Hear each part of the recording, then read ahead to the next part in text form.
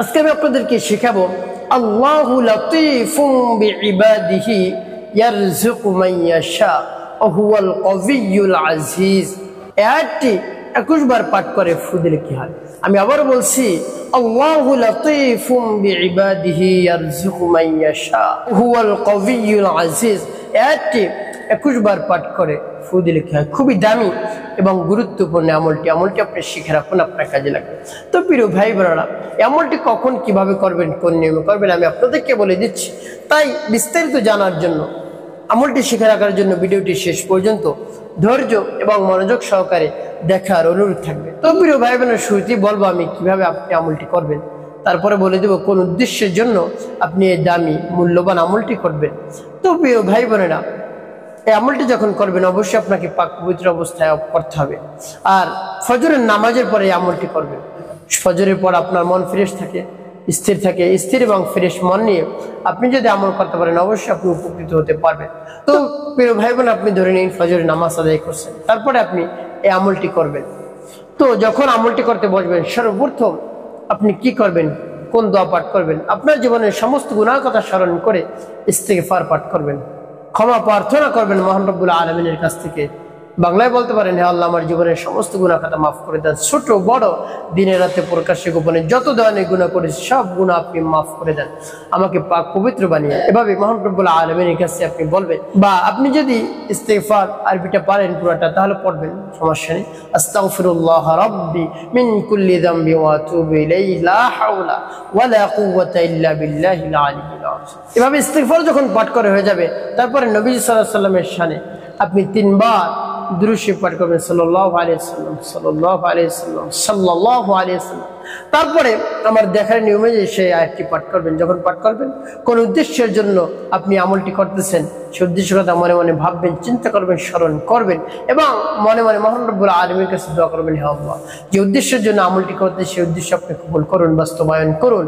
এভাবে মহান রব্বুল আলামিনের কাছে আপনি বলবেন। তারপর আপনি সেই আয়াতটি পাঠ করবেন, যেমন বিসমিল্লাহির রহমানির রহিম, আল্লাহু লাতীফুম বিইবাদিহি ইয়ারযুকু মান ইয়াশা ওয়া হুয়াল কওয়িয়্যুল আজিজ। আল্লাহু লাতীফুম বিইবাদিহি ইয়ারযুকু মান ইয়াশা ওয়া হুয়াল কওয়িয়্যুল আজিজ। আল্লাহু লাতীফুম বিইবাদিহি ইয়ারযুকু মান ইয়াশা ওয়া হুয়াল কওয়িয়্যুল আজিজ। তবে যখন পাঠ করা হয়ে যাবে ফুটিয়ে, তারপরে আপনি আবার পাঠ করবেন, বিসমিল্লাহির রহমানির রহিম, আল্লাহু লাতীফুম বিইবাদিহি ইয়ারযুকু মান ইয়াশা ওয়া হুয়াল কওয়িয়্যুল আজিজ। আল্লাহু লাতীফুম বিইবাদিহি ইয়ারযুকু মান ইয়াশা ওয়া হুয়াল কওয়িয়্যুল আজিজ। আল্লাহু লাতীফুম বিইবাদিহি ইয়ারযুকু মান ইয়াশা ওয়া হুয়াল কওয়িয়্যুল আজিজ। পাঠ করা শেষে আবার ফু দিবেন। তারপর আপনি মনে দরদ নিয়ে আবারও পাঠ করবেন, বিসমিল্লাহির রহমানির রহিম, আল্লাহু লাতীফুম বিইবাদিহি ইয়ারযুকু মান ইয়াশা ওয়া হুয়াল কওয়িয়্যুল আজিজ। আল্লাহু লাতীফুম বিইবাদিহি ইয়ারযুকু মান ইয়াশা ওয়া হুয়াল কওয়িয়্যুল আজিজ।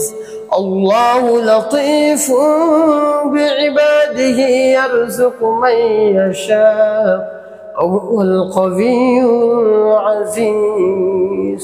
পাঠ করা শেষে আবার পড়বেন। তো প্রিয় ভাই বোনেরা, কতবার পাঠ করবেন? 21 বার। 21 বার পাঠ করে আপনি 21টি ফুই দেবেন। সর্বশেষ আপনি 3 বার দুরূদ ইব্রাহিম পাঠ করবেন, আল্লাহুম্মা সাল্লি আলা মুহাম্মাদ ওয়া আলা আলি মুহাম্মাদ কামা সাল্লাইতা আলা ইব্রাহিম ওয়া আলা আলি ইব্রাহিম ইন্নাকা হামিদুম মাজিদ। আল্লাহুম্মা বারিক আলা মুহাম্মাদ ওয়া আলা আলি মুহাম্মাদ কামা বারাকতা আলা ইব্রাহিম ওয়া আলা আলি ইব্রাহিম ইন্নাকা হামিদুম মাজিদ। اللهم صل على محمد وعلى ال محمد كما صليت على ابراهيم وعلى ال ابراهيم انك حميد مجيد اللهم بارك على محمد وعلى ال محمد كما باركت على ابراهيم وعلى ال ابراهيم انك حميد مجيد তবে তিনবার দুরূদ ইব্রাহিম পাঠ করে দুটি ফু দেবেন। তো প্রিয় ভাই বোনেরা, ভাবে ফু দিয়ে আপনার আমলটি করা হয়ে গেল। কোন উদ্দেশ্যের জন্য আপনি আমল করলেন? আপনি একেবারে অবাক হয়ে যাবেন, আশ্চর্য হয়ে যাবেন, আপনি আনন্দিত হয়ে যাবেন যখন ফলাফল পাবেন ইনশাআল্লাহ। তো প্রিয় ভাই বোনেরা, এভাবে মহান রব্বুল আলামিনের উপর পূর্ণ বিশ্বাস আস্থা রেখে আমলটি করুন, অবশ্যই আপনি উপকৃত হতে পারবেন। কোন উদ্দেশ্যের জন্য আপনি আমলটি করলেন? আপনি এই আমলটি করলে মহান রব্বুল আলামিন আপনাকে গায়বীভাবে রিজিকের সাহায্য করবেন, গায়বীভাবে আপনার রিজিকের ব্যবস্থা করে দেবেন। আপনি কল্পনাও করতে পারবেন না কোত্থেকে আপনার রিজিকের ব্যবস্থা হয়েছে। মহান রব্বুল আলামিনের উপর পূর্ণ বিশ্বাস থেকে আমলটি করুন, আপনার সব ধরনের অভাব অনটন দূর হয়ে যাবে।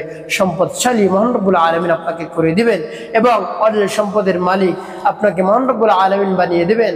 যত ধরনের অভাব অনটন রয়েছে সব দূর হয়ে যাবে, সব দুশ্চিন্তা পেরেশানি হতাশা দূর হয়ে যাবে, আপনি একেবারে ধনী হয়ে যাবেন ইনশাআল্লাহ। প্রিয় ভাই বোনের, একটি কথা মনে রাখতে হবে, 5 ওয়াক্ত নামাজ আদায় করতে হবে, মানুষের কল্যাণে বেশি বেশি কাজ করতে হবে, অবশ্যই আপনার জীবন সুখময় শান্তিপূর্ণ হবে ইনশাআল্লাহ।